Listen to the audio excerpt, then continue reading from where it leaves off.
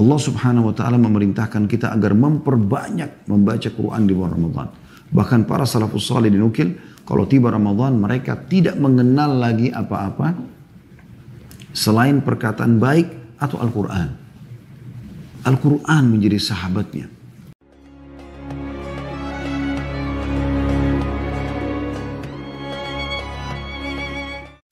Assalamualaikum warahmatullahi wabarakatuh.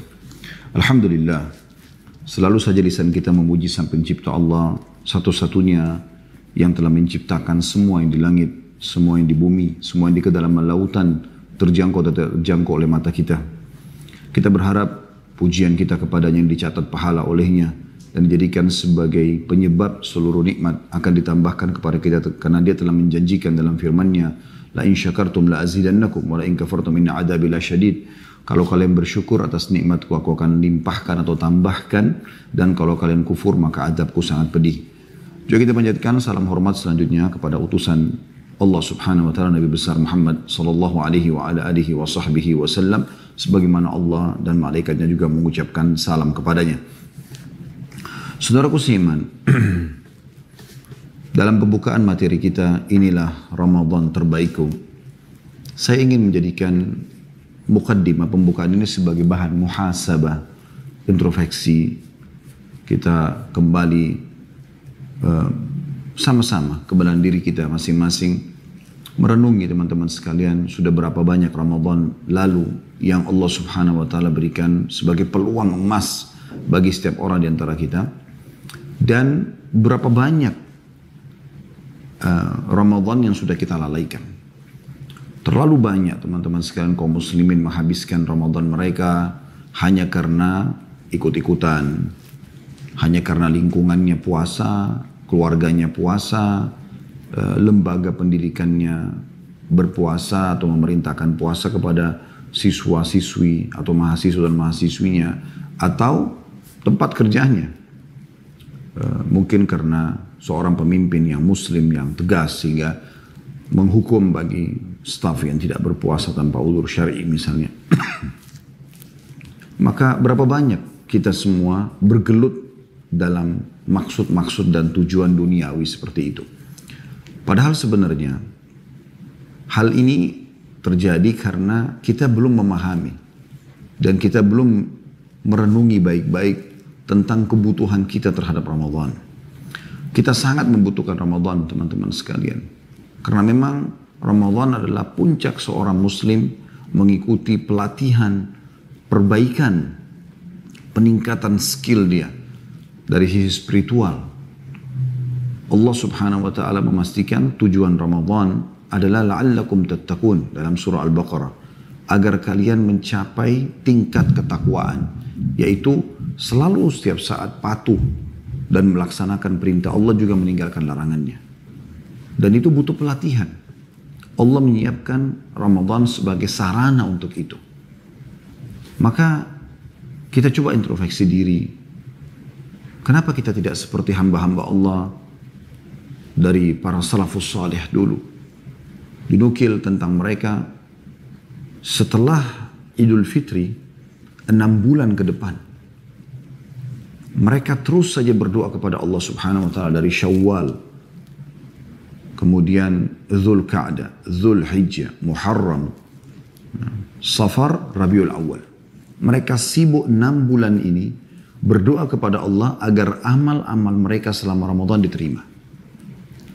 Dan 6 bulan yang tersisa, Rabiul Tsani, Jumadil Ula, Jumadil Tsaniyah, Rajab, Sya'ban, itu mereka sibuk meminta kepada Allah subhanahu wa ta'ala agar mereka disampaikan di Ramadan itu.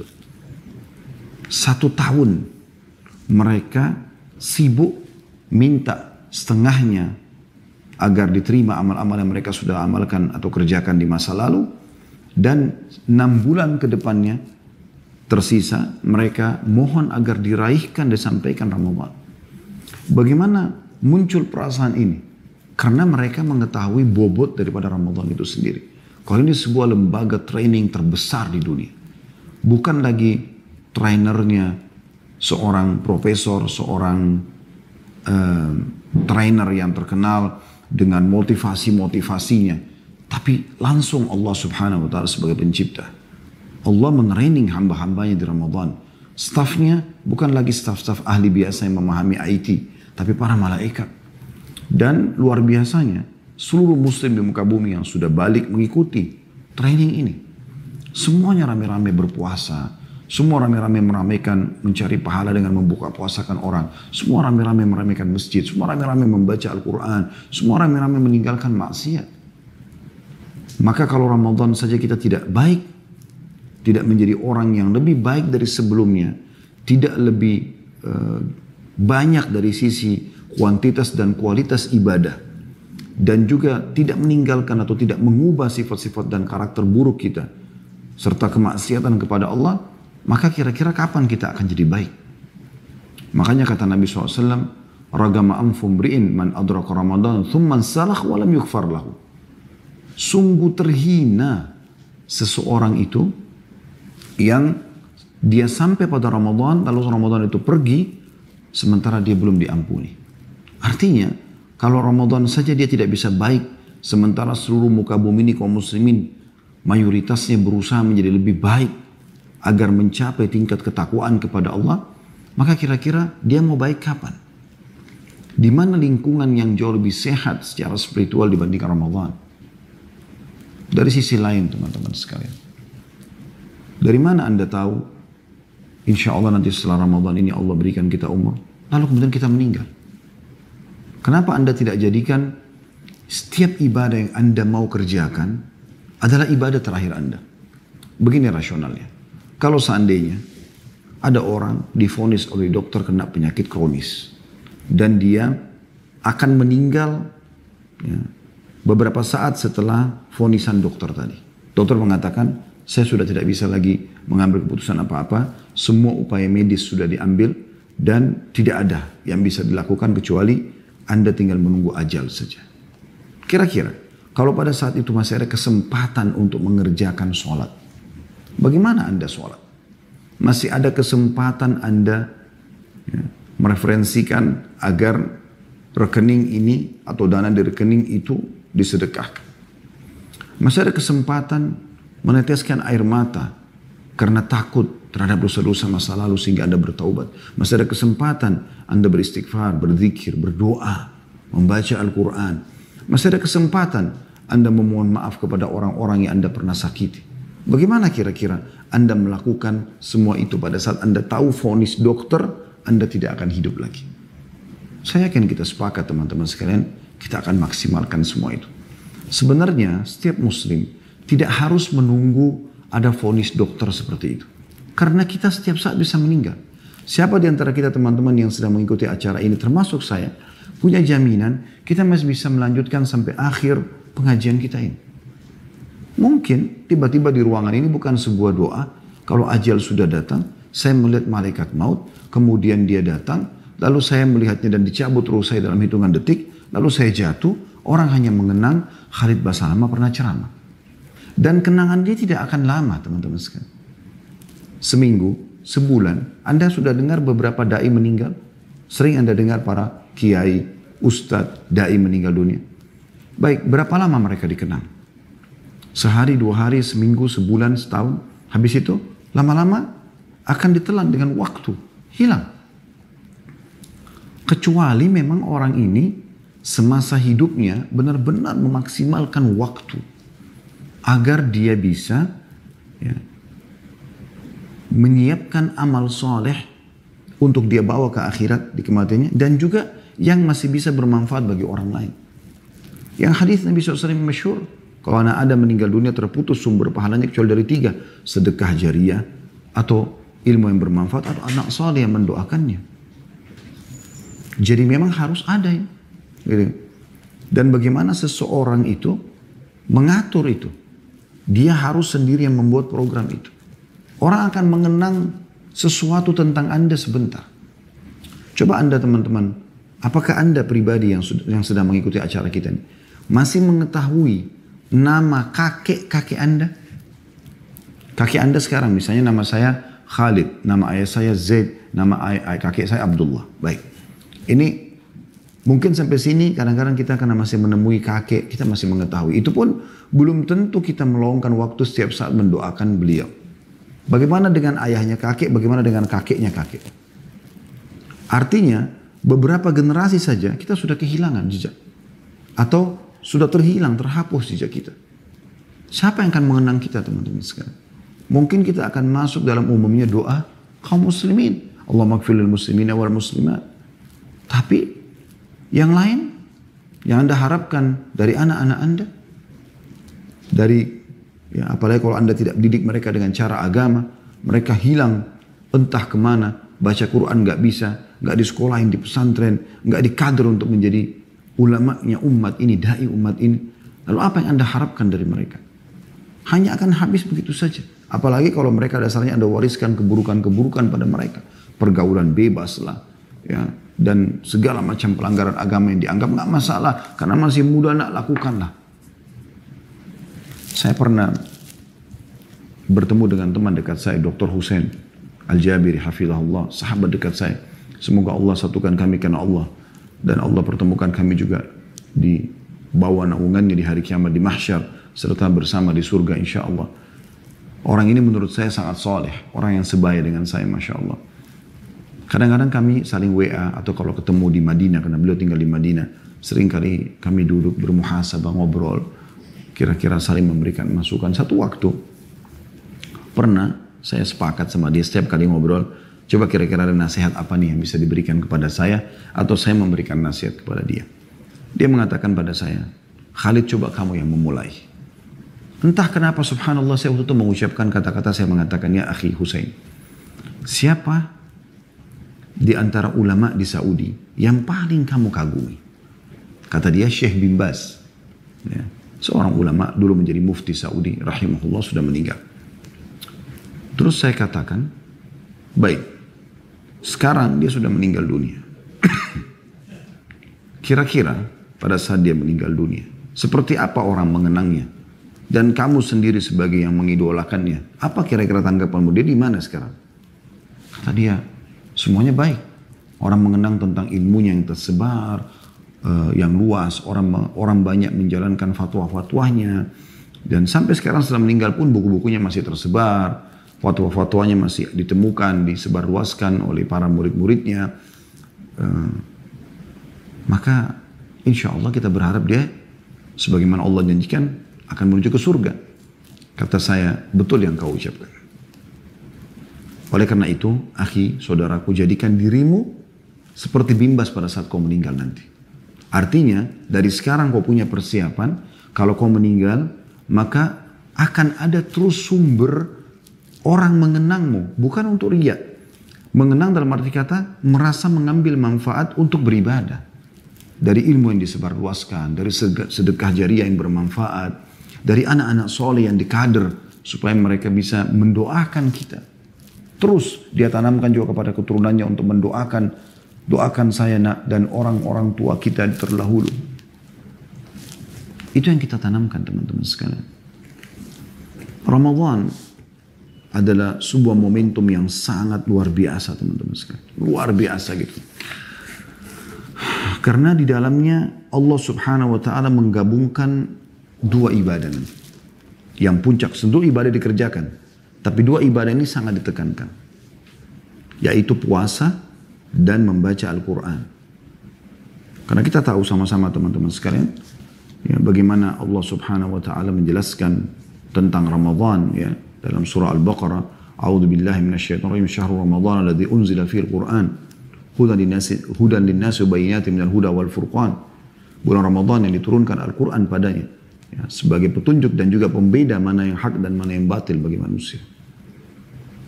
Al-Quran diturunkan yang merupakan petunjuk bagi manusia di bulan Ramadan. Allah subhanahu wa ta'ala memerintahkan kita agar memperbanyak membaca Quran di bulan Ramadan. Bahkan para salafus salih dinukil, kalau tiba Ramadan mereka tidak mengenal lagi apa-apa selain perkataan baik atau Al-Quran. Al-Quran menjadi sahabatnya. Mempelajari bacaannya, mempelajari, mentadaburi isi-isi ayatnya, sebab turunnya, ilmunya diambil, kemudian dihafal dan juga diamalkan dalam kehidupan. Juga dengan puasa. Yang Allah juga sebutkan dalam surah Al-Baqarah sama. Ya ayyuhalladzina amanu kutiba alaikumus siyamu kama kutiba alal ladzina min qablikum la'allakum tattaqun. Hai orang beriman, diwajibkan bagimu berpuasa sebagaimana diwajibkan untuk orang sebelum kalian. Maknanya, hai orang beriman, telah dibuatkan program untuk berpuasa untukmu. Ya. Dan sebagaimana telah dibuatkan untuk orang sebelum kalian agar kalian mencapai tingkat ketakwaan. Jadi sepanjang waktu kita nanti setelah Ramadan, kalau kita membuat program-program yang baik ya, di Ramadan itu, dan kita kemudian terapkan setelah Ramadan, maka kita akan mencapai tingkat ketakwaan. Artinya, seluruh waktu kita ini berisikan kepatuhan kepada Allah, mengerjakan perintah dan meninggalkan larangan. Menikmati halal dan meninggalkan yang haram. Dan itu puncak kenikmatan ibadah kepada Allah subhanahu wa ta'ala, menjadi target utama setiap orang muslim. Dua hal ini teman-teman sekalian disebutkan dalam sebuah hadis yang sahih. Kata Nabi SAW, hadis ini riwayat Ahmad dalam musnadnya, di jilid 2 halaman 174, As-siyamu wal Qur'anu yashfa'ani lil abd. Sesungguhnya puasa itu dan Quran akan menolong hamba tersebut. Maksudnya pada hari kiamat. Yaqulu as-siyamu rabbi inni mana'tuhu at-ta'ama wasyaraba bin nahar fasyaffi'ni fi. Wahai Tuhanku, kata puasa, sesungguhnya aku yang telah menghalangi dia dari makan dan minum di siang hari, maka tolonglah ia, selamatkan dia. Aku memberikan syafaat untuknya, maksudnya dari api neraka agar masuk ke dalam surga. Wa yaqulul Qur'anu rabbi inni mana'tuhu an-nauma bil-laili fasyaffi'ni fihi fayushaffa'an. Lalu Al-Quran akan mengatakan, wahai Tuhanku, sesungguhnya aku telah menahan orang ini tidur di malam hari, maka tolonglah dia. Maka keduanya pun akhirnya menolong dan menyelamatkan orang tersebut. Dan dua hal itu ada di bulan Ramadan yang paling puncak ditekankan. Selain ibadah yang lain tentunya ada sholat malam, ada berzikir, ada bersedekah dan segala macam hal. Kata Nabi SAW dalam hadis, Allah berfirman hadis qudsi, kullu amal ibn Adam lahu illa as-shaum fa innahu li wa ana ajzi bihi. Sesungguhnya seluruh amal ibadahnya anak Adam adalah milik dia, artinya sudah ditentukan kadar pahalanya kecuali puasa. Karena dia adalah milikku dan aku akan membalasnya langsung, kata Allah. Dan kata Nabi SAW, man sama yawman fi sabilillah ba'adallahu wajahu anin nari sab'ina kharifa. Sampai berpuasa satu hari saja di jalan Allah, karena Allah dia puasa, maka Allah akan jauhkan wajahnya dari api neraka 70 tahun. Begitu luar biasanya penekanan-penekanan tentang amal ibadah yang kita bisa dapatkan. Teman-teman, siapa di antara Anda yang yakin bahwasanya dia tidak akan mati? Bukankah ada orang sebelum kita, kalau Anda ikuti acara ini laki-laki, saya dan Anda laki-laki, sudah banyak jutaan orang sebelum kita, toh cuma bisa dikenang saja. Bukan cuma manusia biasa, para nabi-nabi. Nabi Muhammad SAW pun yang kata beliau setiap nabi-nabi kalau mau meninggal, itu ditawarkan dipanjangkan umurnya, juga meninggal dunia. Lalu apa jaminan Anda tidak meninggal dunia? Anda wahai akhwat, bukankah sudah banyak di antara orang yang mirip dengan Anda jenis kelaminnya wanita, yang cantik, yang jelek, yang putih, yang kaya, yang miskin, dari Arab, yang bukan Arab, semuanya. Mereka sudah meninggal dunia, termasuk ummahatil mu'minin, para istri-istri Nabi yang mulia. Mereka meninggal semua. Artinya teman-teman, saya dan Anda ini semua sedang menuju ke liang lahat masing-masing. Maka harusnya kita punya persiapan yang baik. Pernah ditanya kepada Nabi SAW dalam hadis sahih, siapa orang mukmin yang akyas? Akyas itu yang paling cerdas, super luar biasa kecerdasannya. Kata Nabi SAW, yang paling banyak mengingat kematian dan mempersiapkan untuk menghadapi kematian tersebut. Dan momentum Ramadan adalah momentum yang paling tepat untuk persiapan itu. Karena bulan pengampunan, bulan rahmat, bulan diterimanya doa, bulan ditutupnya pintu-pintu neraka, dibukanya pintu surga. Bulan yang sangat mulia. Ada malam lebih baik daripada 1000 bulan Lailatul Qadar. Bagaimana bisa Anda tidak merasa ini adalah sesuatu yang penting untuk diraih? Untuk kita jadikan inilah Ramadan terbaikku sekarang. Belum tentu aku hidup setelahnya. Lakukan yang terbaik di Ramadan yang akan datang ini insya Allah. Semoga Allah panjangkan umur kita dan kita meraihnya. Serta Ramadan-Ramadan yang banyak ke depan. Sesuatu yang Anda belum pernah kerjakan sebelumnya. Dalam arti kata, belum seperti itu dari sisi kualitasnya, ya, dari sisi kuantitasnya, gitu kan. Jadi, belum pernah kita dapatkan. Seperti misalnya, yang tadinya kita cuma zaman dulu Ramadan-Ramadan yang lalu baca Quran cuma beberapa ayat. Sekarang kita tingkatkan sekian juz. Atau kita mengkhatamnya sekian kali. Kalau selama ini Ramadan yang lalu kita tidak pernah buka puasakan orang. Sekarang kita sibuk buka puasakan orang. Atau mungkin dulu kita hanya ikut partisipasi beberapa orang tetangga kita. Atau di masjid atau musola dekat rumah. Sekarang tidak, target kita adalah sesuatu yang lebih besar. Saya harus punya 1000 orang yang saya raih pahala buka puasanya. Mungkin pada saat Ramadan ini, dulu saya banyak membuang-buang waktu dengan tontonan-tontonan. Sekarang saya sibuk melihat Al-Quran, mendengarkan majelis ilmu. Padatkan semua. Jadikan ini Ramadan terakhirmu dan Ramadan terbaikmu, saudaraku.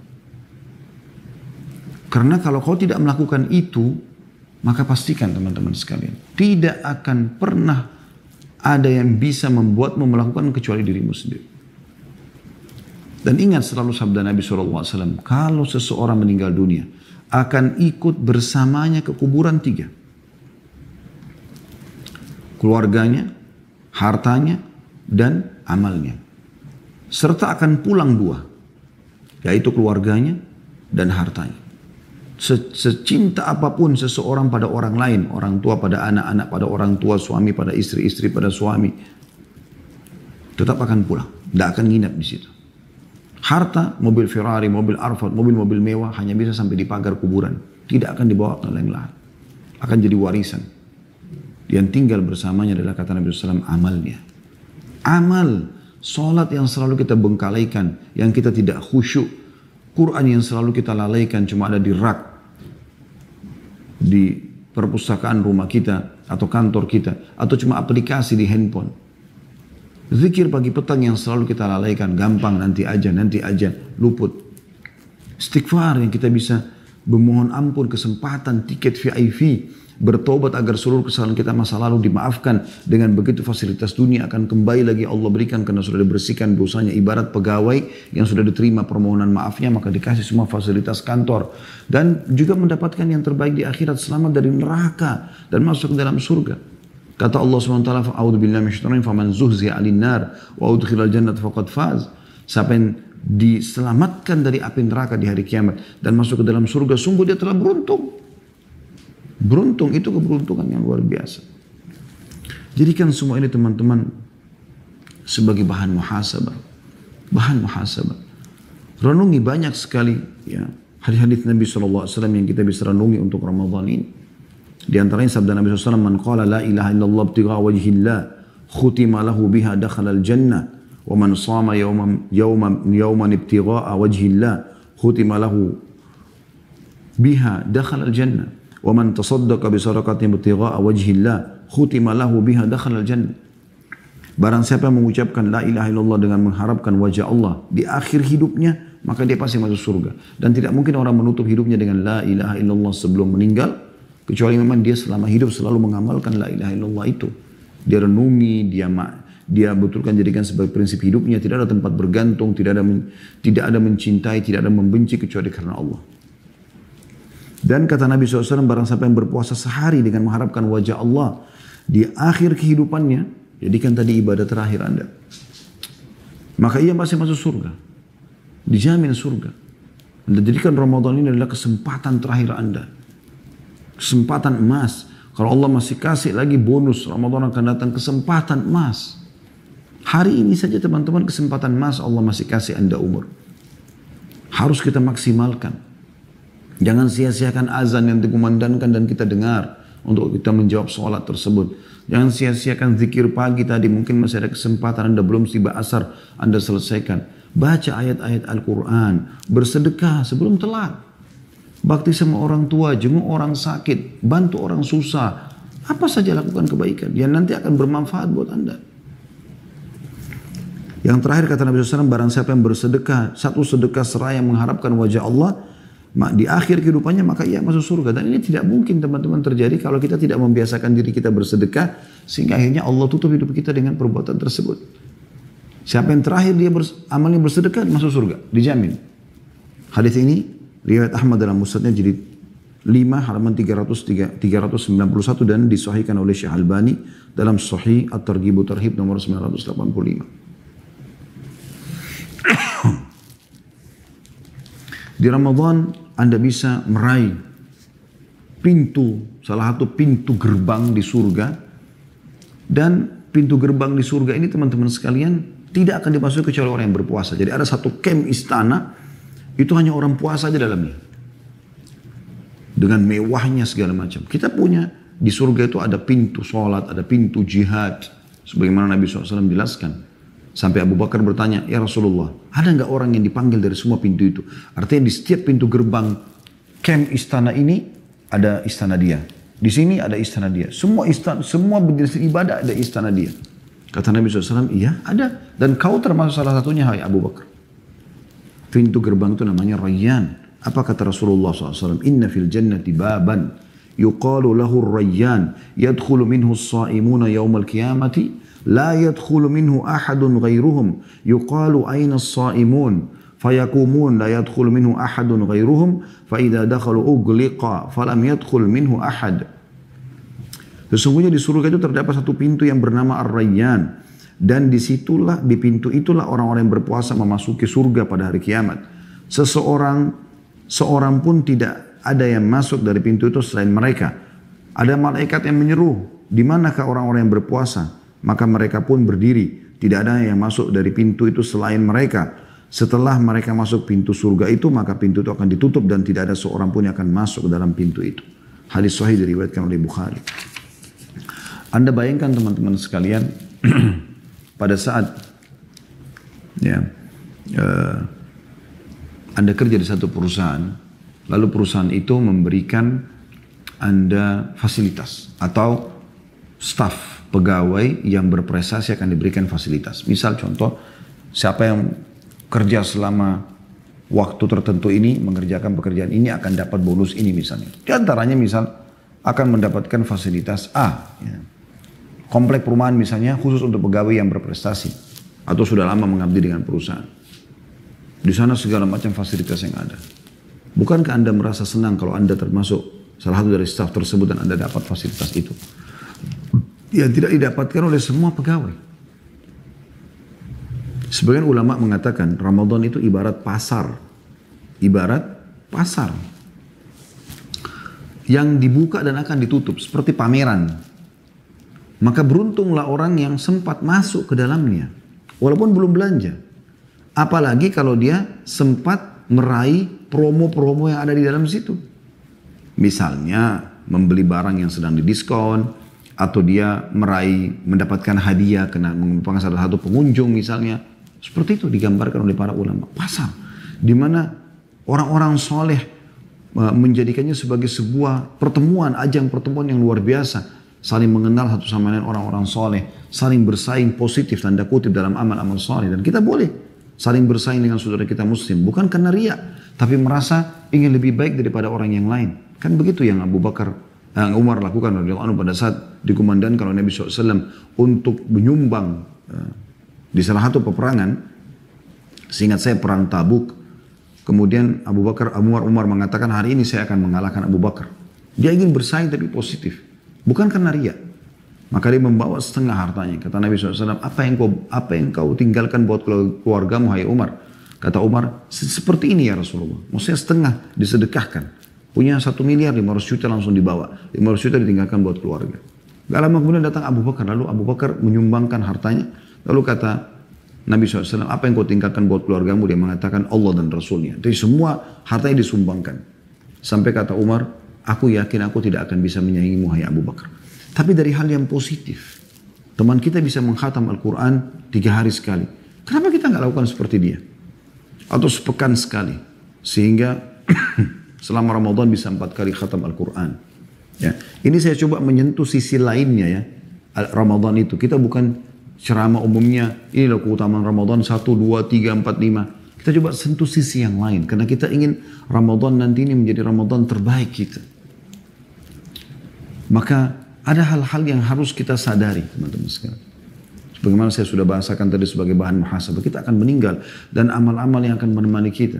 Ramadan ini momentum terbaik untuk meraih yang terbaik dari amal-amal tersebut. Kesempatan memohon ampun dari kesalahan-kesalahan yang sudah pernah kita lakukan. Bayangkan, Anda tidak akan bertemu lagi Ramadan yang akan datang. Dan Nabi SAW pernah dalam sholat mengatakan begitu, atau setiap mau sholat ya, beliau sering mengucapkan sallu sholatan muwadda'a. Sholatlah sholat perpisahan, kata Nabi SAW. Anggap setelah sholat ini kau akan mati. Di Ramadan teman-teman, kalau Anda lakukan puasanya karena iman, karena yakin ini perintah Allah, Anda rindu ingin mengerjakan puasa itu. Maaf. Anda juga kerjakan sholat malamnya, tarawih atau tahajudnya. Semuanya karena keimanan dan ingin meraih pahalanya. Apa kata Nabi SAW? Man sama Ramadana imanan wa ihtisaba, ghufira lahu ma taqaddama min dhanbi.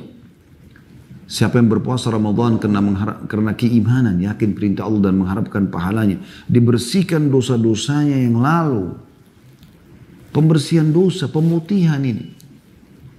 Perusahaan Anda membuka kesempatan Januari, dari awal Januari sampai akhir Januari, siapapun yang punya utang di perusahaan akan diputihkan, siapa yang punya kesalahan tinggal ajukan permohonan maaf akan dimaafkan. Ada peningkatan jabatan ya, level. Bagaimana Anda coba meraih kesempatan-kesempatan itu? Ramadan begitu, sangat mahal teman-teman sekalian. Andai saja orang-orang yang sudah meninggal diberikan kesempatan untuk milih, maka mereka akan milih Ramadan. Karena mereka sangat tahu luar biasa keutamaannya. Tentang sholat malamnya, ini semua hadis sahih riwayat Bukhari. Kata Nabi SAW, man qama Ramadana imanan wa ihtisaba, ghufira lahu ma taqaddama min dhanbi. Siapa yang mendirikan malam Ramadan, tarawih, ramaikan masjid. Kalau tidak bisa Anda sholat di rumah, tapi kalau Anda bisa ke masjid, lakukan ke masjid. Siapa yang melakukan sholat malamnya atau sholat tarawih, ya, Ramadan karena keimanan, yakin perintah Allah dan juga mengharapkan pahalanya, dibersihkan dosanya yang telah lalu. Keutamaan demi keutamaan. Begitu juga dengan adanya Lailatul Qadar yang lebih baik daripada 1000 bulan. Allah khususkan surah namanya surah Al-Qadar. Itu luar biasa gitu. 1000 bulan atau sama dengan 83 tahun plus 4 bulan. Itu luar biasa. Apa kata Nabi SAW dalam hadis Bukhari? Man qama lailatul qadri imanan wa ihtisaba ghufira lahu ma taqaddama min dhanbi. Barang siapa yang mendirikan salat malam di Lailatul Qadar karena keimanan dan mengharapkan pahalanya, dibersihkan dosa-dosanya yang lalu. Itu luar biasa teman-teman. Pembersihan dosa dengan salat tarawih, pembersihan dosa dengan puasa, pembersihan dosa dengan salat malam khusus di Lailatul Qadar.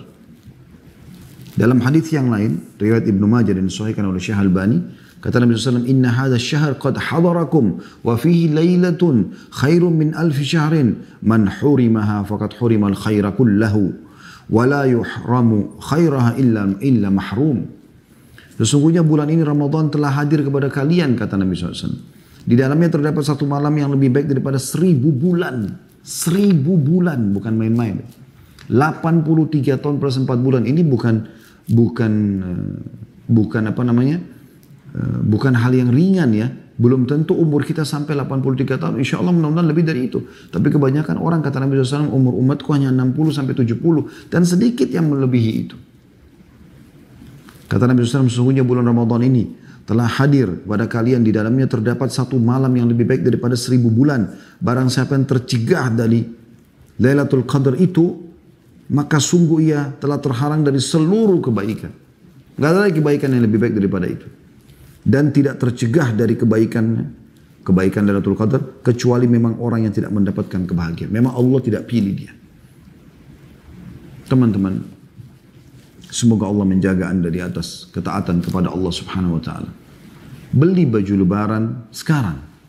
Sekarang saatnya, 2 pekan sebelum Ramadan. Ramadan bukan saatnya sibuk lagi dengan itu. Ya. Kecuali mungkin Anda bisa online, mungkin. Atau mungkin di awal-awal Ramadan lah kalau Anda betul-betul padat jadwalnya sekarang. Anda lagi ada tugas kantor segala macam. Tapi jangan di 10 terakhir Ramadan. Dikatakan dalam hadits Bukhari, Nabi SAW kalau tinggal 10 terakhir Ramadan lebih menguatkan ikatan sarungnya. Giat ibadah dan membangunkan istrinya untuk sholat malam. Bukan habis di mall, di pasar. Sampai lewat sholat maghrib, lewat sholat isya hanya karena baju lebaran. Kenapa ini akhi dan ukhti? Kenapa nggak sekarang? Momentum yang paling tepat. Karena siapa yang terharamkan dari kebaikan Lailatul Qadar, dia cuma habiskan di pasar saja. Di jalan-jalan. Sibuk dengan mencari satu kopiah baru, celana baru, sarung baru, baju baru. Yang dia bisa lakukan jauh sebelum itu. Maka dia terharamkan dari seluruh kebaikan. Anda kalau mengucapkan subhanallah pas Lailatul Qadar, pahalanya sama dengan mengucapkan subhanallah 1000 bulan atau 83 tahun plus 4 bulan. Anda sedekah, baca Quran dan yang lainnya. Makanya dianjurkan untuk i'tikaf. Mohon maaf, mengikat diri di masjid. Nggak keluar kecuali darurat. Bagi yang tidak mampu maka minimal jangan menyanyiakan sholat 5 waktunya di masjid. Ya. Ibadah yang baik teman-teman sekalian. Di Ramadan yang merupakan hal yang luar biasa adalah ada penyelamatan dari api neraka. Semoga Allah jadikan kita semua, saya dan Anda termasuk yang dibebaskan dari api neraka. Di Ramadan itu ada iklan resmi dari Allah Subhanahu wa taala, dihapuskan namanya dari api neraka. Tidak akan masuk neraka kalau memang Allah terima dia pada saat itu. Apa kata Nabi SAW? Inna lillahi utaqa'a fi kulli yawmin wa laylatin li kulli abdin minhum da'watun mustajab. Sesungguhnya Allah memiliki orang-orang yang dibebaskan dari api neraka di bulan Ramadan. Ya. Dan ada doa yang dikabulkan bagi hamba-hamba di antara mereka. Hadis ini riwayat Ahmad dan disahihkan oleh Syekh Al-Albani. Juga mirip dengan hadis itu ya.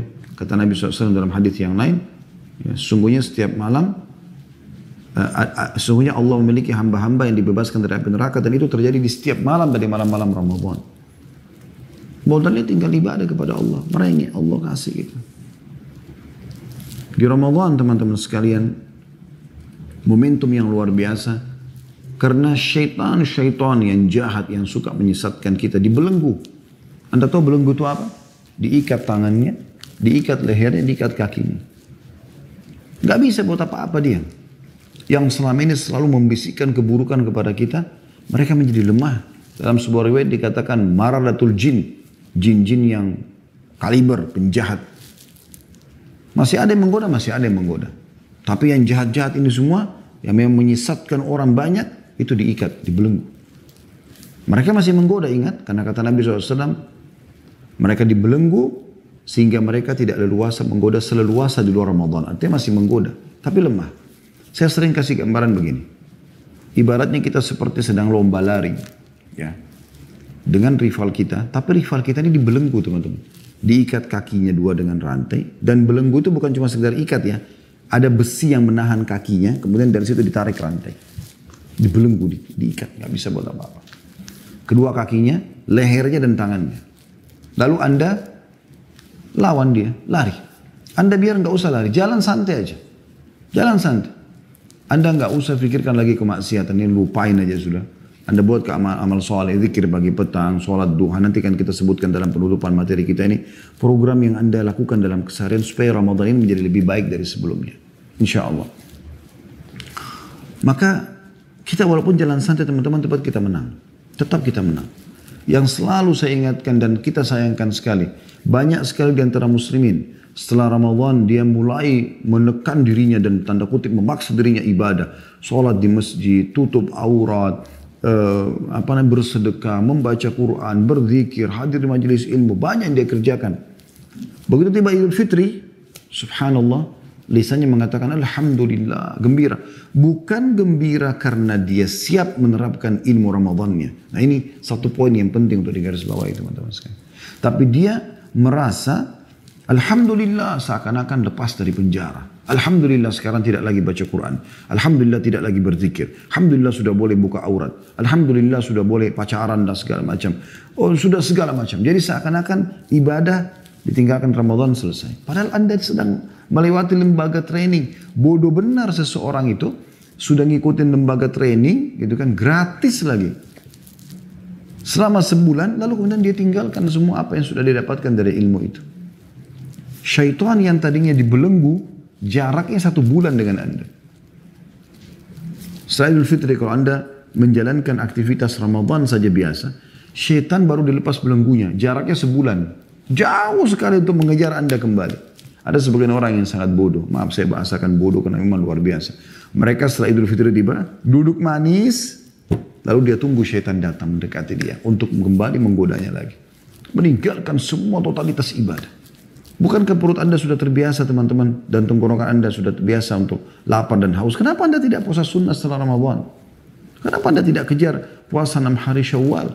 Yang kata Nabi SAW, siapa yang berpuasa Ramadan sebulan penuh, lalu diikuti 6 hari, saya tambahkan kata ini, saja. 6 hari saja dari bulan Syawal, maka pahalanya sama dengan puasa setahun penuh. Kalau di perusahaan Anda, pimpinan Anda mengatakan siapa yang kerja Januari full 1 bulan, kemudian dia tambah lembur 6 hari saja di bulan Februari, gajinya 1 tahun. Bukankah pegawainya akan berlumba-lumba teman-teman sekalian karena tidak perlu kerja 1 tahun, tapi dapat gaji 1 tahun? Bonus, kenapa Anda tidak puasa? Ada orang kadang-kadang nyeletuk, ya cukuplah Ramadan kemarin. Subhanallah akhi dan ukhti, Anda sudah dilatih, sudah terbiasa. Sudah terbiasa sholat tarawih, agar terbiasa lihat masjid, sholat berjamaah. Sholat malam. Salat yang luar biasa kata Nabi SAW. Afdalus salati ba'da maktubah salat al-qiyam. Salat yang paling afdal setelah salat 5 waktu adalah salat tahajud. Lalu Anda tinggalkan. Anda terbiasa bangun sahur.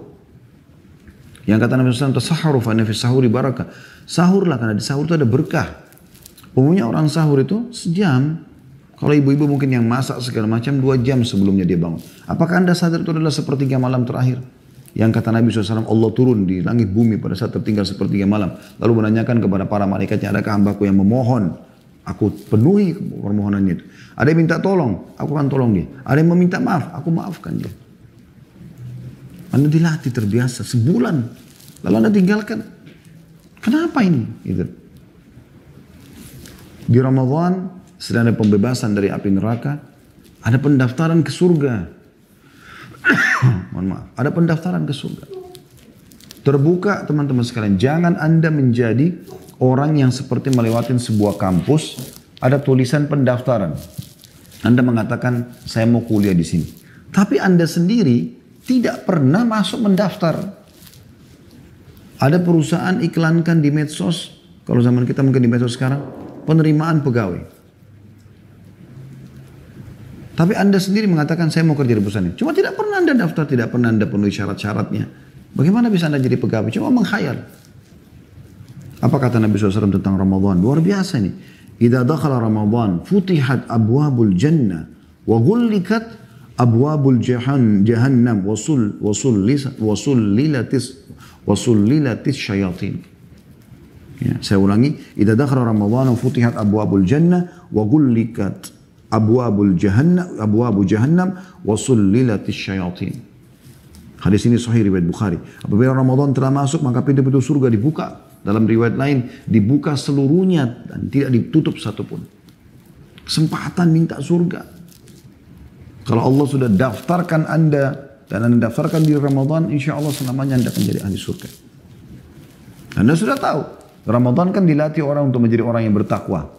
Berarti Anda tinggal terapkan setelah Ramadan, Anda akan menjadi orang yang ahli surga insya Allah. Dan ditutup semua pintu neraka. Nggak ada peluang masuk ke neraka. Karena semua orang jadi baik pada saat itu. Kalau masih ada orang yang mau berzina di Ramadan, masih mau khamar, kenapa? Gitu. Itu semua keburukan. Efek-efeknya buruk dalam kehidupan. Dosa-dosa ini menghilangkan fasilitas. Minimal mengurangi. Dan bisa hukuman-hukuman Allah datang kepada dia. Penyakit lah, cobaan dalam rumah tangganya lah, anaknya nakal lah, segala macam. Karena dosa yang dia lakukan. Lalu untuk apa Anda lakukan pelanggaran? Bukankah Anda kalau buat pelanggaran-pelanggaran di kantor, Anda bisa di PHK? Atau Anda bisa dihukum, minimal dapat SP, surat peringatan? Kan begitu. Ya.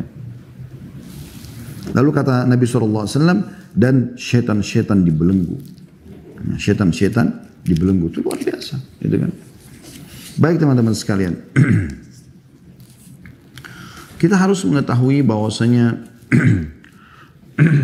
banyak hal yang harus kita jadikan sebagai bahan muhasabah. Di antaranya ada sebuah hadis yang saya ingin singgung di sini. Kata Nabi SAW, la tazulu kadama abdin yawmal kiamat hatta yus'alu an arba'a atau an arba'in.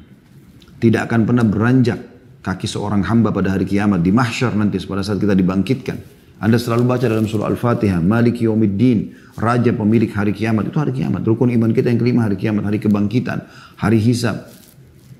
Tidak akan beranjak kaki kita ke surga ataupun ke neraka. Kalau ahli neraka, na'udzubillah. Sampai ditanya tentang 4 perkara. Yang pertama, an umurihi fima afnah. Umurnya, waktunya di mana dia habiskan. Waktumu saudaraku dari mulai bangun tidur sampai tidur lagi. Di mana kau habiskan? Ditanya oleh Allah SWT. Allah tidak kasih kamu waktu begitu saja. Ada tujuannya kamu hidup itu. Tanyakan diri kita, ada tujuan. Kita lahir di muka bumi ini, apakah begini saja? Mata bisa melihat, telinga bisa mendengar, tangan bisa menjamah, kaki bisa melangkah. Banyak ya, begitu rumit sistem dalam tubuh kita ini semua. Begitu saja. Kata Allah SWT, am hasibtum annama khalaqnakum abatha wa annakum ilaina la turja'un. Apakah kalian mengira kami menciptakan kalian sia-sia dan tidak akan dikembalikan kepada kami? Gak mungkin. Ada tujuan dan Allah mengatakan dalam surah Az-Zariyat, "Wa ma khalaqtul jinna wal insa illa liya'budun." Aku tidak adakan ciptakan jin dan manusia kecuali untuk ibadah kepadaku. Ada tujuan kita di sini. Bukan untuk maksiatan, gitu kan. Untuk taat kepada Allah Subhanahu wa taala. Ditanya umurmu nanti saudaraku. Waktu-waktu kalau umur ini. Yang kedua, wa an syababi fi ma ablah. Masa mudanya di mana dia habiskan. Selalu bahasanya masih mumpung masih muda, maksiatlah. Maksudnya ayo pacaran saja nggak masalah, coba saja rokok, khamar, apalah segala macam, ugal-ugalan. Kenapa masa muda yang justru potensi yang luar biasa, energi lagi full ya, ide-ide lagi brilian, dipakai dalam kemaksiatan. Kenapa bukan seperti Imam Syafi'i? Kata beliau, saya menghafal Quran di umur 7 tahun. Gitu. Seperti Imam Ahmad yang menghafal Quran 10 tahun atau 12 tahun. Kenapa nggak seperti itu? Kalau luput dari kita, anak-anak kita jangan luput. Gitu. Kemudian wa an malihi min aina iktasabu wa fima anfaqah. Ini yang ketiga, dan hartanya dari mana dia dapatkan, kemana dia keluarkan. Nah ini akan ditanya oleh Allah SWT. Dari mana sumbermu dan kemana kau keluarkan. Jadi harus sumbernya halal, keluar kepada halal. Semua akan dihisab oleh Allah SWT. Sampai sebagian salaf kalau makan makanan sambil meneteskan air mata dia mengatakan, wala tus'aluna. Kalian akan ditanya ini. Ya, tentang nikmat-nikmat ini. Pasti akan ditanya. Sambil mereka meneteskan air mata. Minum air sambil mereka meneteskan air mata. Semua akan ditanya. Dan dalam sebuah riwayat dikatakan air dingin pun yang akan diminum akan ditanya oleh Allah SWT pada hari kiamat. Dan yang terakhir wa an ilmi madza amila fihi. Dan tentang ilmunya. Ya. Dia amalkan enggak ilmu itu?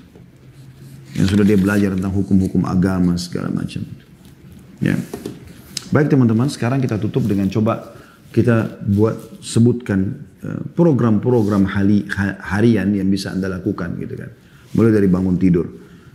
Tentu di Ramadan, insya Allah di awal Ramadan nanti jangan luput dari sahur. Bangun, baca zikir, bangun tidur, ya. Banyak sekali doa-doa yang mulia, di antaranya sabda Nabi SAW, ini jangan pernah luput teman-teman. Man ta'arra minal lail, siapa yang terkaget pada malam hari, bangun atau dia kaget lalu dia tidur lagi pun, pada saat dia terbangun itu, dia membaca, la ilaha illallah wahdahu la syarikalah, lahul mulku wa lahul hamdu wa huwa ala kulli syai'in qadir. Subhanallah walhamdulillah wa la ilaha illallah wallahu akbar wa la hawla wa la quwwata illa billahil aliyil azim. 3 zikir ini. La ilaha illallah wahdahu la syarikalah, lahul mulku wa lahul hamdu wa huwa ala kulli syai'in qadir. Ini Anda sudah hafal tentunya. Terus subhanallah walhamdulillah wa la ilaha illallah Allahu akbar. Ini tuh mudah sekali ya. Kemudian wala haula wala quwata illa billahil aliyil azim. Ini juga hafal, mudah dihafal. Ditambah kata Nabi SAW, dia mengatakan, Allahumma gfirli, ampunilah kesalahanku. Apa yang terjadi teman-teman? Kalau Anda kaget malam hari, mau sahur kah, mau ke kamar mandi kah, mau buang air kecil, buang air besar, mau minum air kah, atau memang Anda niat mau sholat misalnya. Kata Nabi SAW, diampuni dosanya yang telah lalu. Kalau dia berdoa diijabah. Kalau dia sholat diterima.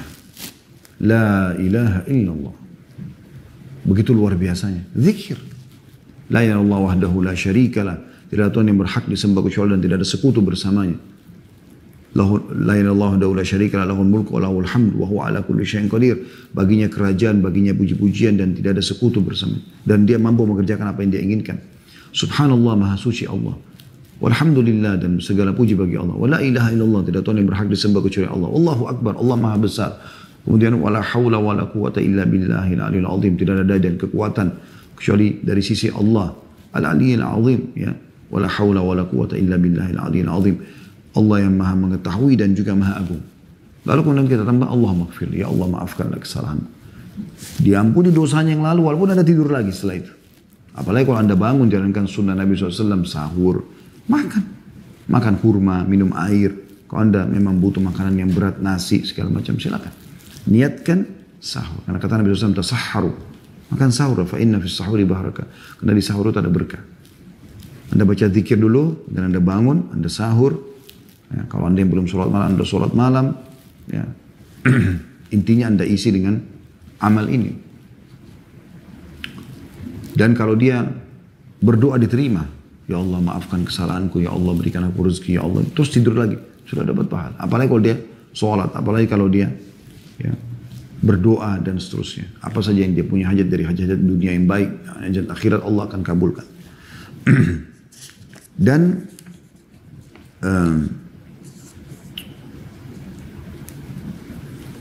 setelah sahur, teman-teman sekalian, dan ingat sahur itu bukan ajang balas dendam, ya, tapi ajang untuk menjalankan sunnah Nabi. Makanya kata Nabi SAW, sebaik-baik makanan kalian di sahur adalah kurma. Sebaik-baik makanan kalian pada saat buka puasa adalah kurma. Kurma ringan. Dan bisa kita gabungkan dengan hadis Nabi, siapa yang makan 7 butir ajwa Madinah di pagi hari, maka dia akan selamat dari segala jenis sihir dan racun. Sahur dengan itu. Kalau Anda butuh makanan berat juga tidak masalah. Tapi jangan teman-teman menjadi ajang ketakutan sendiri dan balas dendam. Nanti akhirnya kan saya berapa jam tidak makan, sekarang saya makan banyak. Sampai akhirnya jadi malas sholat subuh atau ketiduran bahkan. Dan termasuk sunnah Nabi SAW menerlambatkan sahur. Kata Nabi SAW, manusia akan selalu dalam keadaan baik selama mereka menerlambatkan sahur dan menyegerakan buka puasa. Ya. Kemudian teman-teman sekalian, Anda usahakan sholat subuh di masjid. Ya. Jangan kehilangan ini. Kata Nabi SAW, siapa yang sholat subuh berjamaah di masjid, maka dia seperti telah menghidupkan setengah malamnya. Dalam sebuah riwayat yang lain dikatakan, siapa yang sholat isya berjamaah di masjid, maka dia seperti menghidupkan setengah malamnya. Dan siapa yang sholat subuh berjamaah di masjid, dia telah menyempurnakan setengah yang tersisa. Juga kata Nabi SAW, siapa yang sholat subuh berjamaah di masjid, maka dia di bawah lindungan Allah, ya, sampai besok pagi lagi. Dan siapa yang akan terganggu? Tidak ada yang bisa ganggu dia kalau dia di bawah lindungan Allah Subhanahu Wa Taala. Fi dhimmatillah artinya di bawah perlindungan Allah Subhanahu Wa Taala. Kemudian teman-teman sekalian, sementara Anda menuju ke masjid, jangan lupa doa keluar rumah. Ada doa menuju ke masjid, ya. Ini tentu panjang kalau saya mau bahas, tapi Anda sudah bisa ambil garis besarnya. Kemudian ada hadis yang menjelaskan, niatkan untuk itu. Kalau menuju ke masjid itu setiap langkah, satu langkah pengampunan dosa, satu langkah peninggian derajat, dan juga pencatatan satu pahala. Masuk masjid dengan kaki kanan, ya. Keluar dengan kaki kiri. Ini sunnah Nabi SAW, pahala. Maaf. Ada doa masuk masjid, ada doa keluar masjid.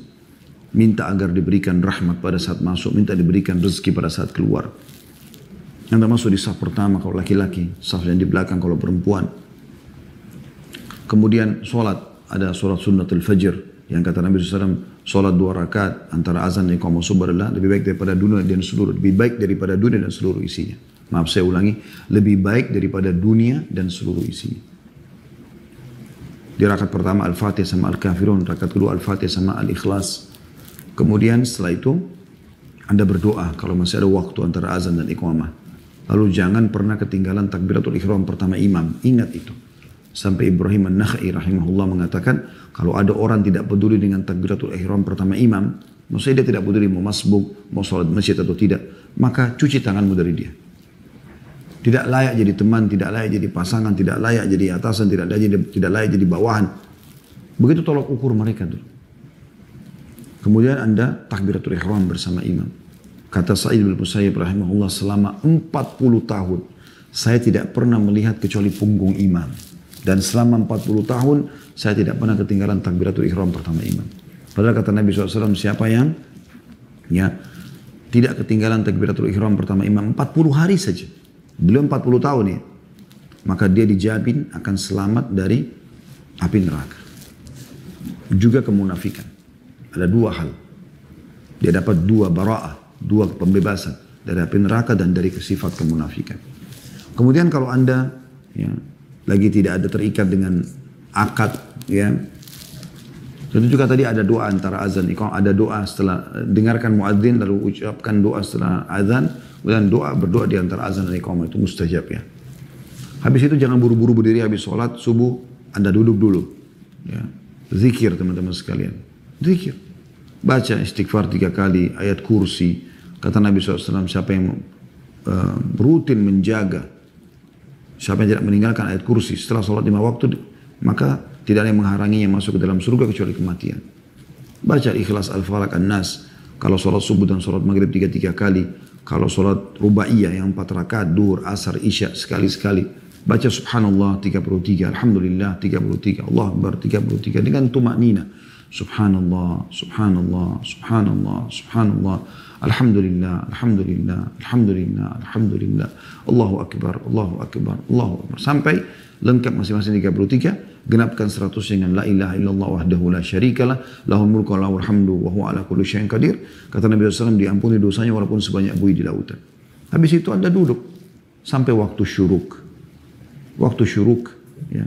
Kata Nabi SAW, siapa yang sholat berjamaah subuh di masjid, kemudian dia duduk sampai terbit matahari, dia berzikir kepada Allah, majelis ilmu, atau baca zikir pagi petang, atau baca Quran.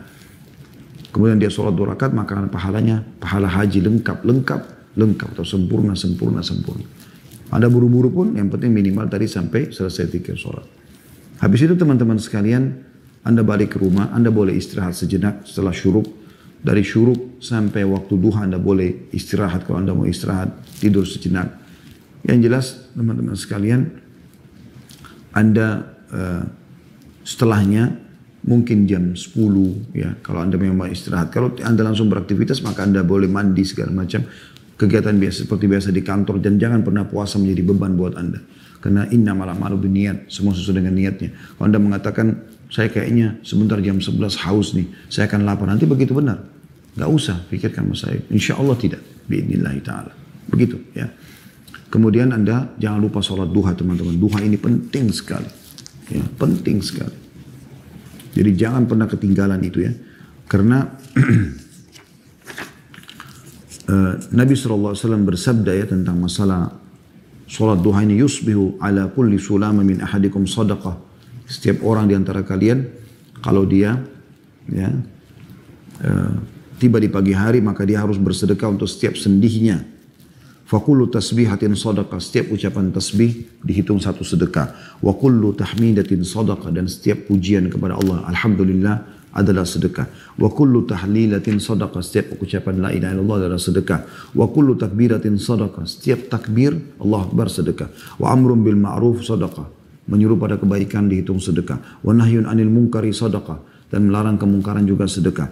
Wa yujzi'u min dzalika rak'atani yarka'huma min ad-duha, dan semua itu bisa terbayarkan sedekah untuk 360 sendi ya, itu dengan 2 rakaat sholat duha. Hadis ini sahih riwayat Muslim ya. Jadi ini luar biasa. Setelah itu Anda, kalau Anda beraktivitas ya, mau ke kantor misalnya Anda setelah syuruk, Anda pulang ke rumah, Anda siap-siap mandi segala macam. Kalau sudah masuk waktu jam 7:30 ya, kita sekarang sebelum ke kantor, Anda bisa sholat duha, kerjakan sholat duha tersebut. Ibu-ibu juga sholat duha sebelum aktivitas yang lain, kecuali suami butuh dilayanin pakaiannya segala macam, selesaikan dulu, gitu kan. Kemudian Anda mulai sholat duha, jangan pernah tinggalkan sholat duha ini. Kemudian bagi teman-teman yang keluar mencari rezeki, itu pahalanya besar sekali. Ya, pahalanya besar sekali. Kata Nabi SAW, ma'akal ahadun ta'aman qatun khairu min an ya'kula min amali yadih. Ketahuilah tidak ada sesuatu yang lebih baik bagi seseorang yang dia makan kecuali dari hasil tangannya sendiri. Ya. Dan dalam riwayat lain, siapa yang keluar mencari rezeki ikhlas karena Allah, maka dia seperti jihad di jalan Allah. Anda laki-laki keluar cari aktivitas, bekerja biasa saja, jangan terbebani dengan puasa. Puasa adalah sebuah ibadah pembersihan dosa, pelatihan, bahkan itu masa pengobatan, terapi pengobatan tanda kutip ya. Terapi pengobatan itu. Karena Anda ibarat badan kita ini seperti mobil ya. Selama 11 bulan ya, dari Syawal sampai ke Sya'ban, Anda pakai makan, minum, pedas, dingin, ya segala macam, banyak, sedikit Anda makan. Sekarang 1 bulan diservis, makan, dikontrol makan dan minumnya. Ya. Ini hal mendasar juga harus difahami. Jadi bukan bulan penyiksaan teman-teman, tapi bulan justru servis. Makanya Anda setelah Idul Fitri, Anda biasa rasakan pada saat hari pertama Idul Fitri kan kita biasanya tidak pernah makan pagi, gak pernah makan siang. Tiba-tiba kita silaturahim ke rumah keluarga, makan ketupat, makan buras, makan segala macam. Kita kan rasanya makan sedikit sudah kenyang. Karena memang badan kita ini, perut kita kayak sudah habis diservis. Jadi sudah kembali lagi normal. Jangan dirusak. Kemudian teman-teman, Anda juga tetap walaupun bekerja di kantor, jangan luputkan majelis ilmu. Sambil bekerja kalau Anda bisa dengarkan ceramah, jangan sia-siakan di medsos. Ya, ibu-ibu di rumah sambil masak, nyapu, bersih-bersih rumah, nyuci, putar radio, putar ceramah di medsos, di YouTube, dengarin ceramah. Sepanjang Anda beraktivitas ceramah terus, ya. Semoga saja kita berharap kita termasuk orang-orang yang ikhlas dalam menuntut ilmu, ya. Karena kata Nabi SAW, man salaka tariqan yaltamisu fi ilman sahalallahu lahu bihi tariqan ilal jannah. Siapa yang menuntut ilmu, ya, menempuh jalan menuntut ilmu, ya, tadi dia gunakan waktu-waktunya untuk menuntut ilmu walaupun dengan mendengar, maka Allah akan mudahkan baginya jalan menuju ke surga, ya. Sampai tiba waktu duhur, Anda jangan sia-siakan, ingat, beberapa menit sebelum azan duhur Anda sudah siap-siap. Usahakan Anda laki-laki di saf pertama masjid. Anda perempuan sudah siap di sejadah dan mukena Anda. Sebelum azan berapa menit. Begitu azan Anda dengarkan muadzin. Jawab muadzinnya. Kata Nabi SAW, kalau kalian dengarkan muadzin ucapkan seperti apa yang diucapkan. Lalu bacalah salawat kepadaku. Ya. Kemudian kita baca doa azan Allahumma rabba hada'uti tamah sampai akhir. Setelah itu kita jangan lupa sholat 4 rakaat sebelum duhur. Karena ini masuk dalam 12 rakaat sehari semalam yang harusnya dijaga. Namanya sunnah, diistilahkan dengan sunnah rawatib. Kata Nabi SAW, sampai menjaga 12 rakaat sehari semalam, Allah akan bangunkan baginya istana di surga. 12 rakaat itu 2 rakaat ya, antara azan dan iqamah subuh, sunnatul fajr. Lalu kemudian 4 rakaat sesudah duhur, sudah 6 ya. Kemudian 2 rakaat sesudah duhur, sudah 8. 2 rakaat sesudah maghrib, 10. 2 rakaat sesudah isya, 12. Ya. Tentu ada sunnah-sunnah yang lain, tapi ini namanya sunnah rawatib. Yang kata Nabi SAW, siapa yang menjaga 12 rakaat sehari semalam ini, Allah akan bagikan baginya istana di surga. Jadi ada 4 rakaat sebelum duhur. Setelah itu Anda punya kesempatan. Sama tadi waktu mau subuh ya. Ada doa menuju keluar rumah, ada doa keluar kantor ke masjid juga ada doanya. Maksudnya doa keluar rumah boleh dibaca. Bismillahirrahmanirrahim. Doa menuju ke masjid. Masuk kaki kanan di masjid, keluar kaki kiri. Baca doa mau masuk. Minta dibukain pintu rahmat. Bismillah wassalatu wassalamu ala Rasulullah. Allahumma aftah li abwaab rahmatik. Kemudian keluar minta diberikan karunia atau fadl. Bismillah wassalatu wassalamu ala Rasulullah. Allahumma aftah li abwaab fadlik. Kemudian ada sholat sunnah tadi qabliyah, ada dua azan antara azan dan iqamah, ada meraih takbiratul ihram pertama bersama imam dan zikir habis sholat. Habis sholat duhur, Anda usahakan awal waktu ya sholat itu, dan Anda sholat sunnah ba'diyah. Kalau Anda mau kerjakan dari 12 rakaat, berarti 2 rakaat sesudah duhur. Tapi kalau Anda mau lebih besar utamanya, laksanakan hadis Nabi SAW, man hafidha arba'a rakaatin qabla duhur wa arba'ati ba'da, haram Allah alaihin nar. Sampai menjaga 4 rakaat sebelum duhur dan 4 rakaat sudah duhur, maka Allah akan haramkan baginya api neraka. Jadi Anda bisa menggabungkan dua buah hadis. Hadis tentang 12 rakaat sehari semalam dengan hadis tentang pengharaman dari api neraka. Tinggal tambah 2 rakaat lagi setelah duhur. Jadi 4 rakaat sebelum duhur dan 4 rakaat sudah duhur. Habis itu Anda kembali kepada aktivitas biasa. Anda bisa kembali ke kantor bagi yang kerja. Anda juga di rumah, kalau lagi di rumah Anda bisa. Atau Anda misalnya kerja di rumah. Kalau Anda terikat dengan akad, Anda harus selesaikan akad itu kerja. Jangan sampai Anda kena kerja di rumah tapi Anda akhirnya lalai di rumah. Nggak boleh. Anda punya akad. Kata Nabi SAW, ada muslimun ala syurutihim. Orang muslim sesuai dengan syaratnya. Ibu-ibu, Anda beraktivitas yang urus anak segala macam. Tapi kalau memang ada waktu lowong, Anda mau kailula namanya. Istirahat siang boleh. Nabi SAW berkailula. Dan memerintahkan umatnya untuk kailula kalau memang bisa. Istirahat siang. Kemudian jangan luput, ingat sebelum asar. Siap-siap ke masjid. Seperti tadi sama. Doa keluar menuju masjid. Doa keluar rumah, doa menuju masjid. Ya. Kaki kanan masuk masjid, kaki kiri keluar masjid, doa masuk masjid, doa keluar masjid. Salat qobliyah asar yang kata Nabi SAW, man hafidha arba. Rahimallah amri'in shalla arba'a raka'atin qabla al-asr. Atau kama qala Nabi SAW, artinya, atau rahimallahu amra'an shalla qabla al-asri arba'an. Shalla qabla al-asri arba'an. Lafadznya tepatnya seperti itu. Kata Nabi SAW, semoga Allah merahmati seorang yang sholat 4 rakaat sebelum asar. Dan hadis ini diriwayatkan oleh Abu Dawud. Lalu kemudian Anda sholat berjamaah. Kalau masih ada waktu Anda doa antara azan dan iqamah. Kemudian Anda mulai ya sholat asar. Habis itu zikir habis asar. Habis itu jangan lupa tadi juga lupa saya sampaikan. Habis zikir di pagi hari tadi subuh. Jangan lupa zikir pagi. Habis asar juga jangan lupa zikir sore tentunya. Kemudian Anda bebas punya aktivitas pada saat itu. Tentu nanti akan saya closing dengan sebuah poin penting ya. Di celah-celah waktu ini, di jeda-jeda waktu Anda semua, jangan lupa baca Quran. Al-Quran ini tidak mengenal waktu di Ramadan lagi. Sudah setiap saat kita baca. Setiap saat. Ya. Jadi habis sholat wajib, habis sholat duha, di waktu senggang, ya, antara duhur sama asar, baca Quran. Usahakan sebanyak mungkin Anda mengkhatam Al-Quran di Ramadan.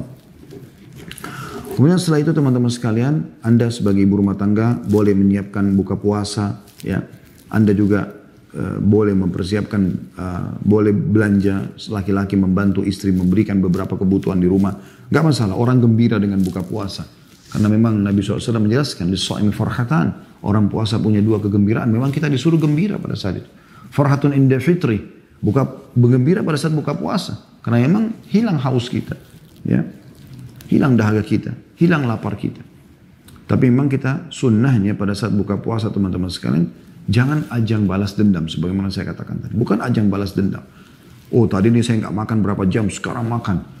Sunnah Nabi SAW akhi dan ukhti, buka puasa, makan kurma dulu. Yang paling bagus rutab. Rutab adalah kurma basah ya. Itu yang Nabi SAW lakukan. Kalau tidak kurma apa saja. Makan kurma, kemudian minum air putih, lalu Anda sholat maghrib dulu. Kemudian dan Nabi SAW mengatakan, siapa yang berbuka puasa dengan beberapa butir kurma. Kalau dia tidak temukan baru dengan air. Jadi memang sunnahnya, walaupun Anda haus, makan kurma dulu. 1 butir, kemudian Anda minum air. Sunnah Nabi SAW, seperti itu kurang lebih urutannya ya, kalau dalam hadis. Setelah itu, jangan lupa baca doa. Tentu bismillah awalnya. Setelah Anda makan dan minum, Anda baca doa. Dhahabal dhama, telah hilang rasa haus. Wabtalatil uruq, telah basah kembali urat-urat. Wa thabatal ajru insyaallah. Semoga ini dicatat pahala sempurna oleh Allah dengan izinnya. Setelah itu Anda sholat maghrib dulu. Jangan lupa. Sama tadi. Doa menuju ke masjid. Ya, doa keluar rumah. Masuk kaki kanan masjid. Keluar kaki kiri. Baca doanya. Masuk dan keluar ada doanya. Sholat qobliyah maghrib. Kemudian kata Nabi SAW. Antara azan dan iqamah ada sholat. Gitu kan. Kemudian berdoa kalau masih ada waktu. Kalau sudah tidak ada waktu Anda sholat berjamaah. Ingat awal waktu. Ini untuk menjadi Ramadan yang terbaik kita bicara. Awal waktu, Imam Allah Akbar, kita sudah Allah Akbar juga. Kemudian setelah itu Anda zikir habis sholat. Kemudian antara maghrib isya, yang paling baik tentu Anda nunggu. Ya, sampai isya, kalau Anda belum lapar, tapi kalau Anda mau pulang makan silakan. Anda boleh makan di situ, bergembiralah dengan buka puasa itu. Ya, dan kegembiraan ini akan disempurnakan dengan kegembiraan yang kedua, yaitu kata Nabi SAW, farhatun inda liqa'i rabbi, dan gembira pada saat dia bertemu dengan Tuhannya karena balasannya sangat memuaskan dia. Kemudian teman-teman sekalian, setelah itu jangan lupa sholat isya ke masjid sebelumnya. sebelum azan. Sama tadi, doa keluar rumah, doa menuju ke masjid, kaki kanan masuk masjid, kaki kiri keluar, baca doa masuk, doa keluar, sholat qabliyah, berdoa, qabliyah isya. Karena kata Nabi SAW antara azan dan iqamah ada sholat. Kemudian Anda berdoa, kemudian Anda sholat. Pertama, takbiratul ihram pertama imam Anda sudah ikut. Habis itu zikir habis sholat, lalu ikutlah sholat tarawih. Dan sholat tarawih ini usahakan teman-teman sekalian mengikuti imam. Mengikuti imam. Karena kata Nabi SAW, "Idza shalla ma imam hatta yansarib, husiba lahu qiyamu lailah." Barang siapa yang sholat tarawih bersama imam hingga imam selesai, maka dianggap atau dicatat melakukan sholat semalam suntuk. Ya, hadis ini riwayat Abu Daud dan disahihkan oleh Syekh Albani. Kemudian teman-teman sekalian, setelah sholat tarawih Anda pulang, baca Al-Quran sebelum tidur, dengarkan ilmu. Ya, mungkin ada acara live, ya teman-teman para dai-dai kita. Dan usahakan jangan begadang. Tidur cepat. Kemudian kembali lagi Anda bangun di sepertiga malam untuk baca doa tadi yang sudah kita sebutkan pada saat bangun, Anda sahur. Ya. Kemudian beraktivitas seperti apa yang sudah kita sebutkan tadi. Kemudian teman-teman sekalian, ada hal yang kita, atau bahasa saya ini adalah bonus sebenarnya. Bonus. Dari semua aktivitas yang tadi kita sebutkan itu teman-teman, pahalanya kepada Anda pribadi kan. Sekarang saya ingin tanya, apakah Anda mau mendapatkan pahala ekstra dari semua apa yang Anda lakukan itu? Misal Anda sholat, tapi Anda dapat juga pahala sholat yang lain. Anda puasa, Anda dapat pahala puasa yang lain. Anda baca Quran, Anda dapat pahala Quran, baca Quran yang lain. Anda zikir, dapat pahala zikir yang lain. Apa Anda mau semua itu? Jawabannya tentu iya. Ya, bagi orang beriman tentu dia mau. Bagaimana caranya? Usahakan akhi dan ukhti Anda punya andil di masjid itu. Misalnya masjid lagi renovasi, Anda ikut menyumbang. Karena kalau orang sholat di situ Anda akan panen pahalanya. Maka Anda hadir di situ sholat subuh, duhur, asar, maghrib, isya. Semua juga orang yang sholat Anda panen pahalanya. Karena Anda nyumbang walaupun cuma 1.000 rupiah. Nyumbang buat masjid. Kemudian Anda puasa. Anda dapat juga pahala puasa orang. Kata Nabi SAW. Mohon maaf, siapa yang membuka puasa kan orang lain. Maka dia akan dapat pahala seperti orang yang berpuasa tersebut. Tanpa dikurangi sedikit pun. Anda dalam satu hari bisa dapat pahala puasa Anda dan juga bisa dapat pahala puasa orang lain. Minimal satu orang Anda bisa. Sekarang satu dus air mineral isinya ya 40 gelas air.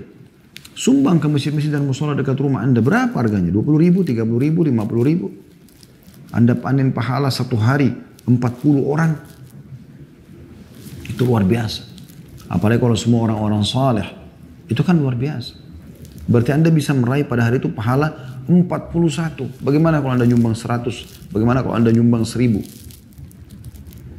Makin banyak Anda nyumbang, termasuk kurma, air, mungkin makanan berat orang makan di masjid, itu semua pahalanya ada. Ya. Begitu juga dengan baca Quran. Anda sebarkan mushaf Quran. Jadi bukan cuma Anda yang baca. Anda sebarkan tentang aplikasi Al-Quran kah? Atau Anda misalnya, mohon maaf, beli mushaf Quran Anda bagi sehari satu, atau Anda cuma mampu beli satu Anda bagikan, cari rumah tahfidz Quran, berikan kepada orang-orang Quran tersebut, sebarkan mushaf. Anda bisa dapat pahala zikir. Sekarang banyak buku-buku zikir pagi petang. Kami baru terbitin ada zikir pagi petang. Anda bisa lihat di situ zikir pagi petang. Bisa Anda sebarluaskan, berapa itu harganya? Sebarluaskan, kasih orang supaya dikantongin. Mereka bisa baca. Anda bisa berdoa, mendoakan orang lain. Dan hampir semua aktivitas kita ini, kita bisa dapatkan. Sampai pun ada sahabat mengatakan tentang masalah buka puasa ini, orang, ya Rasulullah, tidak semua orang mampu memberikan buka puasa kepada orang lain. Kata Nabi SAW, Allah akan berikan pahala itu. Walaupun orang hanya memberikan susu yang dicampur dengan air. Atau seteguk air. Atau sebutir kurma. Anda bisa dapatkan semua itu. Maka, buatkan program buat diri Anda sendiri teman-teman sekalian. 1 jam lebih ini, kita nggak bisa menjelaskan semuanya, tapi saya coba kasih kerangka fikirnya. Semoga Allah SWT memudahkan kita semua untuk menjadikan momentum Ramadan ini sebagai momentum yang terbaik kita, dan terus kita akan tingkatkan kualitas kita sampai ajal datang nanti.